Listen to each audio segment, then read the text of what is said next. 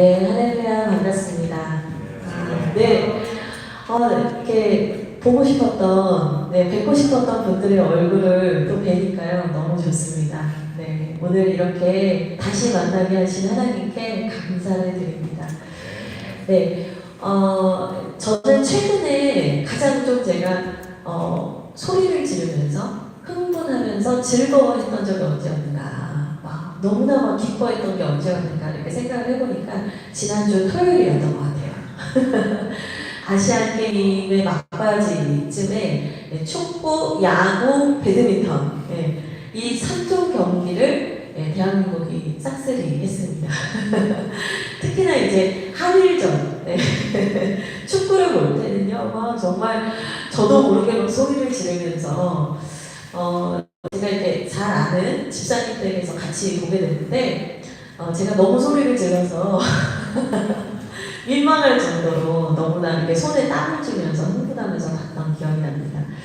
그리고 너무나 자랑스러운 거예요. 우리 그 선수들이 그 금메달을 따서 또 안세영 선수 막 이런 선수들 한 분 한 분이 너무 자랑스러운데 그 선수들이 입국하는 그 기사를 보면서 제가 뭉클한 거예요. 원래는 경기 끝나고 이겼다 그러면 이긴 걸로 끝나야 되는데 그 친구들이 그 선수들이 들어오는 귀국 장면을 제가 너무 보고 싶어서 뉴스를 막 찾아보게 됐어요. 그래서 얼마나 이 한 명 한 명이 귀한가, 너무나 아름답다. 이 금메달을 안고 돌아오는 그들의 모습을 보면서 막 뭉클했어요. 그러면서 무슨 생각이 들었냐면 집으로 돌아올 때 분명히 수고했지만 또 안타깝게 또 빈손으로 오는 사람이 있잖아요. 그런데 그들이 영광스러운 귀환을 하는 걸 보면서 나의 인생도 그리고 우리의 인생도 우리가 다시 본연으로 돌아갈 그때 하나님 앞에 돌아갈 때 영광스러운 귀환을 하면 좋겠다. 그 마음이 드는 거예요. 쭈뼛쭈뼛하면서 부끄러워하면서 저는 그냥 천국만 들어가도 괜찮습니다. 막 이러면서 가는 게 아니라 우리의 인생이 정말 하나님 앞에 하나님 정말 열심히 주님 나라 위해 애쓰다왔어요. 정말 주님 사랑하면서 제 모든 것을 드려서 주님 사랑하다 여기 왔어요. 그렇게 영광스러운 귀환을 하면 좋겠다. 그리고 이 말씀을 준비하는 가운데 오늘 우리 GM, 우리 신우의 우리 한국 세대 선교교회 갑자기 길어서 맞지? 마음은 세계 선교교회 우리 교회의 모든 우리 신우의 분들도 우리 한 분 한 분이 다 그렇게 영광스러운 귀환을 하시기를 주님의 이름으로 축복드립니다. 네, 우리가 이 영광스러운 귀환을 사모하면서 나아가는데 오늘 말씀을 보니까요, 사실 오늘 말씀에 나온 두 사람은 그렇게 영광스러운 귀환을 하지 못한 것 같아요. 이 두 사람은 베들레헴이라는 자기의 고향으로 이제 돌아오게 됐는데 이 돌아오는 걸음이 조금은 처량하고 비참하고 마음이 무거운 그런 귀환을 맞이하게 됩니다. 성경은 이 돌아오는 두 사람이 있는데 그 중에서도 한 사람의 이름을 계속해서 강조해서 설명을 해주거든요. 그 이름이 누구냐면 나오미라는 이름이에요. 이 나오미의 이름의 뜻을 들어보신 분들 많으실 텐데요. 기쁨, 나의 기쁨, 즐거워하는 자, 사랑스러운 자, 이런 의미가 있습니다. 그러니까 이름을 딱 보면 그 사람의 인생에 기쁨이 있어야 될 것 같고, 항상 뭔가 행복한 일, 사람들에게 칭찬받는 일, 이런 것들이 가득해야 할 것 같은데 이름은 그런데 고향으로 돌아오는 그의 귀환은 초라하기 짝이 없었던 거죠. 그의 이름과는 정반대의 상황들이 사실은 그녀 앞에 펼쳐져 있었습니다. 어떤 상황이었냐면 그녀의 남편이 죽었고 두 명의 아들이 있었는데 그 두 아들 모두 다 죽게 된 거예요. 우리가 그냥 아들이 죽었고 남편이 죽었구나 이렇게 듣기에는 사실은 이 한 여인의 인생이 너무나 기구하잖아요. 그렇죠? 너무나 초라하고 비참한 모습으로 돌아와요. 근데 자신의 돌아오는 이 여정에 대해서, 이 귀환에 대해서 나오미는 어떻게 평가를 하냐면요. 우리가 함께 오늘 읽은 말씀 성경 19절에서 21절의 말씀을 다시 한번 함께 읽도록 하겠습니다. 같이 보겠습니다. 이에 그 두 사람이 베들레헴까지 갔더라. 베들레헴에 이를 때에 온 성읍이 그들로 말미암아 떠들며 이르기를 이가 나오미라 하는지라. 나오미가 그들에게 이르되 나를 나오미라 부르지 말고 나를 마라라 부르라. 이는 전능자가 나를 심히 괴롭게 하셨음이니라. 내가 풍족하게 나갔더니 여호와께서 내게 비어 돌아오게 하셨느니라. 여호와께서 나를 징벌하셨고 전능자가 나를 괴롭게 하셨거늘 너희가 어찌 나를 나오미라 부르느냐 하니라. 이 나오미라는 이름과는 정반대의 귀환을 하는데 그녀가 스스로 자신의 이 고통과 괴로움에 대해서 뭐라고 얘기를 하냐면 나는 전능자 곧 하나님에게 벌을 받았다. 하나님에게 벌을 받아서 자신이 이 고난의 상황에 있다. 괴로운 상황에 이르렀다고 얘기를 하고 있는 거예요. 지금 내가 경험했고 나에게 닥친 모든 일들이 사실은 하나님의 심판이다 라고 그녀는 얘기를 하고 있는 거죠. 그러니 나를 나오미라 부르지 말라. 마라나 부르라. 마라는 슬프다, 쓰다, 고난 뭐 이런 의미를 가지고 있거든요. 그러니까 나는 하나님께 벌받은 사람이다. 난 수치스러운 사람이다. 난 부끄러운 사람이다 라고 얘기를 하는 거예요.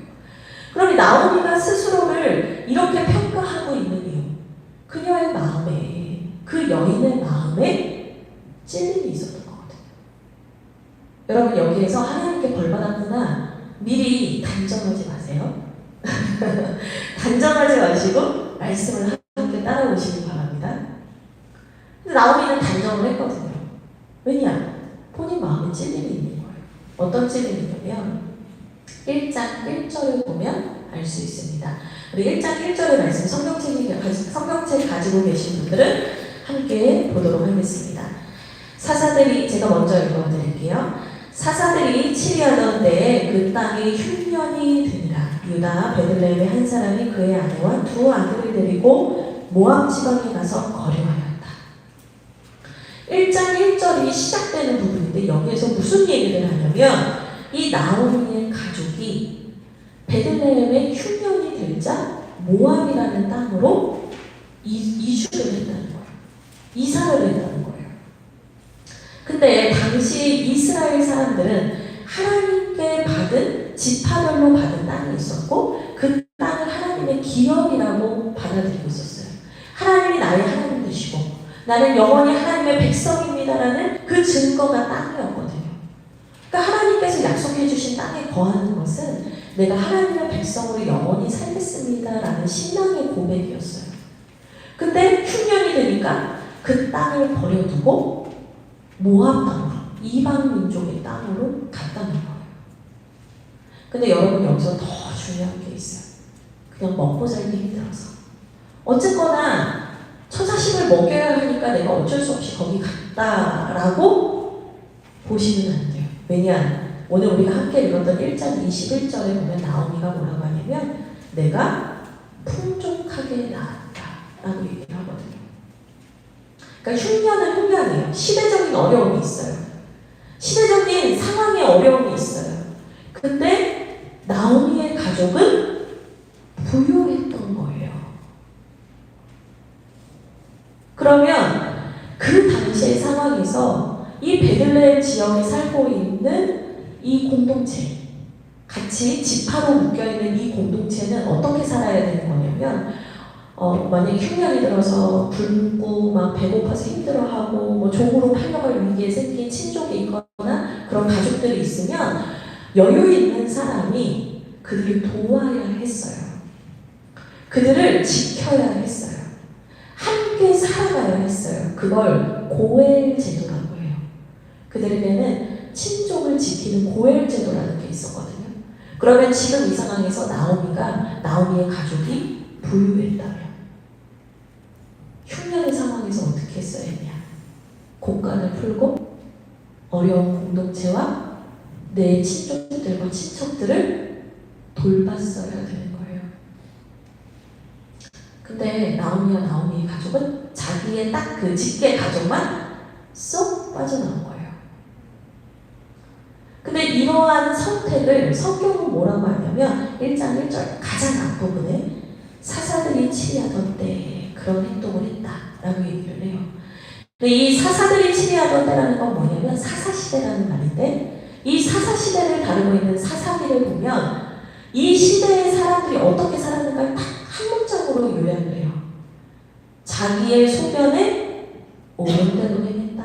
그게 사사기의 그냥 결론이에요. 지금 하나님도 버리고 하나님께서 우리에게 영원한 기업으로 주신 그 땅도 버리고 내 공동체도 버리고 고엘로서의 삶을 살지 않고 그냥 모압 땅으로 쑥 가버린 거예요. 철저하게 자기의 소견에 옳은 대로 행동을 했다는 거죠. 근데 가서 잘 살면 참 좋은데 남편도 죽고 아들도 죽고 비참한 모습이 됐는데 자기는 돌보지 않았던 그 친족들에 다시 돌아가야 하는 상황인 거예요. 내가 늙었고 내가 아무런 경제력 능력이 없는데 나 좀 돌봐주십시오 라고 고향으로 돌아가는 게 쉽겠냐는 거예요. 부끄러운 일이죠. 어려운 일이에요. 근데 여기에서 우리가 잠깐 생각할 게 있어요.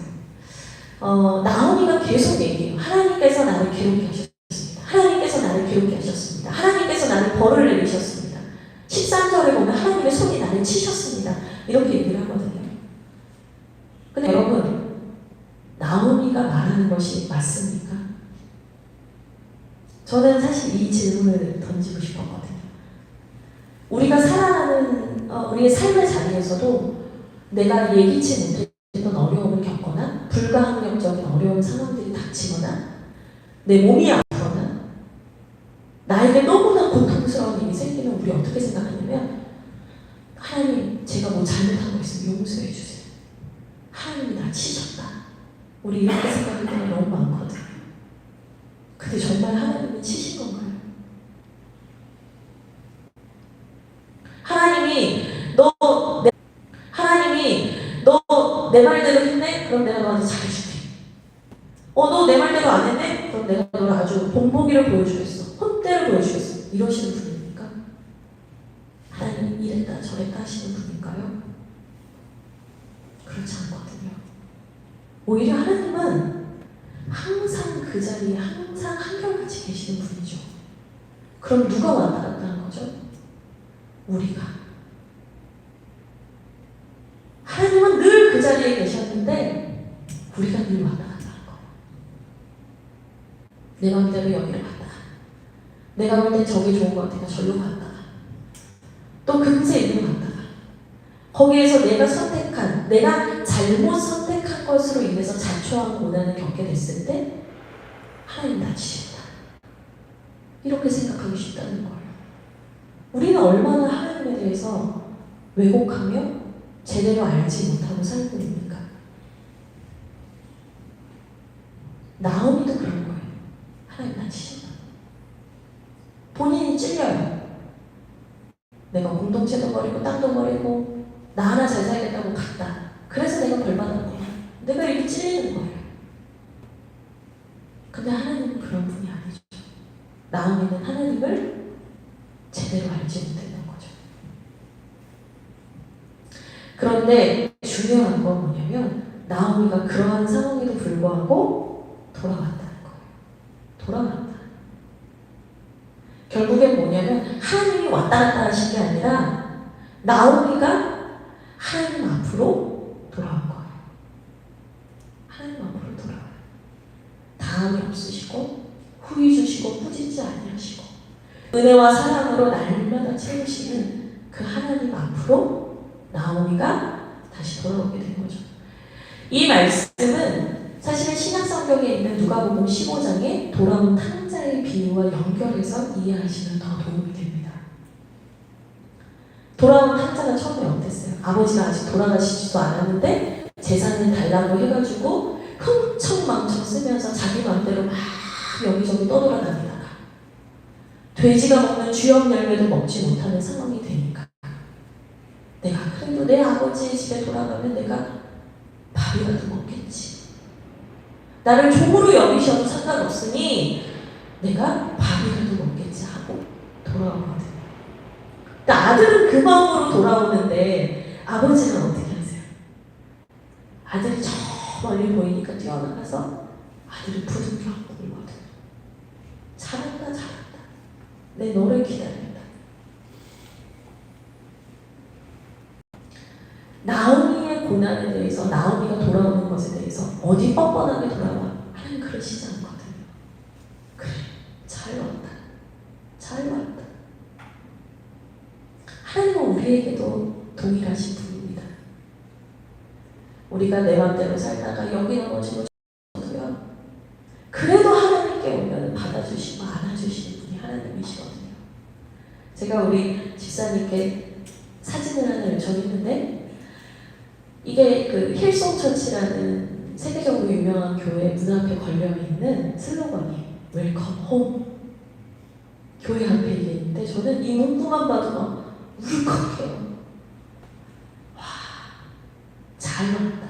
잘 왔다. 하나님은 우리가 다시 하나님께로 돌아오는 그 걸음을 귀하게 보십니다. 내가 내 맘대로 살다가 내가 자초한 고난에 상처받고 어려움을 당했던 내가 돌아오면요.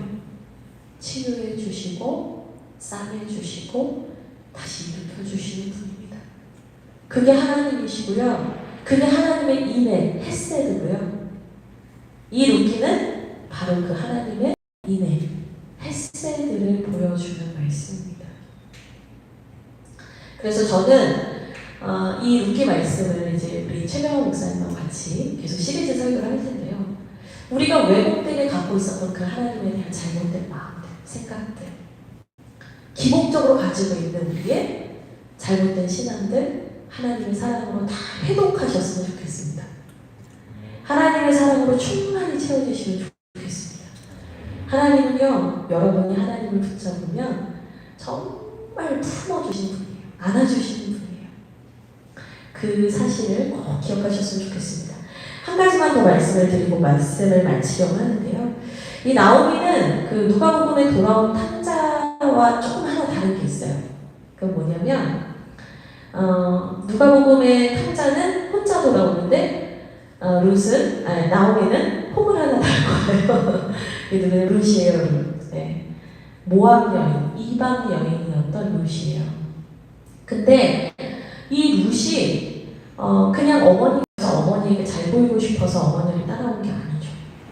지금 노인이 되고 나이가 드시고 이 본문을 다 읽어보면 무슨 얘기가 있냐면 12절에 내가 늙어서 이제는 아들을 못 낳는다. 그러니까 너희가 내가 낳는 아들을 통해서 다시 재혼할 일은 없으니 너희 다른 집으로 가라고 하시거든요. 그러니까 연세가 많으신 거예요. 나이 든 거란 말이죠. 그러면 이 노인을 봉양하기에는 본인도 과부고 당시에는 여자들이 경제 활동을 하기가 쉽지 않았잖아요. 그럼 이 어머니를 따라오는 게 더 어려운 일이고 고통스러운 일일 수 있는데 이 룻은 어머니와 함께 하겠다고 해요. 우리 16절, 우리 17절 같이 읽겠습니다. 시작. 룻이 이르되 내게 어머니를 떠나며 어머니를 따르지 말고 돌아가라. 강권하지 마옵소서. 어머니께서 곳에 나도 가고 어머니께서 머무시는 곳에서 나도 머물겠나이다. 어머니의 백성이 나의 백성이 되고 어머니의 하나님이 나의 하나님이 되시리니 어머니께서 죽으시는 곳에서 나도 죽어 거기 묻힐 것이라. 만일 내가 죽는 일 외에 어머니를 떠나면 여호와께서 내게 벌을 내리시고 더 내리시기를 원하나이다 하는지라. 아멘. 너무나 진실한 마음으로 어머님이 가시는 곳에 갑니다. 어머니의 백성이 내 백성이 될 거고 어머니의 하나님이 내 하나님이 될 겁니다. 어머님이 죽으시는 곳에 나도 묻힐 겁니다. 다 이런 것 같은데 이 룻이라는 며느리가 그 모든 걸 잃은 것 같은 나오미 옆에 뭐가 되거냐면 고엘이 돼준 거예요. 나오미는 그 그 유다 지파 베들레헴의 고엘이 되고 싶지 않아서 그 가족은 떠났는데 룻은 이방 여인임에도 불구하고 그 어머니의 고엘이 되어 주겠다라고 하면서 함께 다시 베들레헴으로 온 거예요. 하나님께서 이 여인을 주목하세요. 그리고 다윗 왕을 낳는 계보에 이 이방 여인을 넣어주시게 됩니다. 그리고 그 다윗 왕의 계보는 결국에 예수 그리스도의 계보가 되는 거거든요. 이방 여인이었던 그녀가 이방 여자일 뿐이었던 그 박복한 그 여인이 남편이랑 10년 살았다라고 성경에서 말하는데 10년 동안 아이를 낳지 못했던 여인이에요. 고대 시대 때. 박복한 그 여인이 나도 어려운데 어려운 이의 친구가 되어주고 고엘이 되어주므로 하나님 나라의 귀한 사람으로 쓰임받았다는 거예요. 여러분, 내가 내 코가 석자야 할 때가 너무 많아요.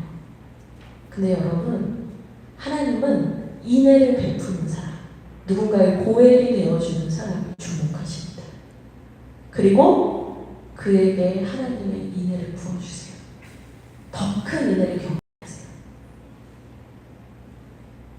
주님께서 여러분에게 그 인애를 베풀어 주시기를 주님의 이름으로 축복드립니다. 함께 기도하면서 마무리를 하려고 하는데요.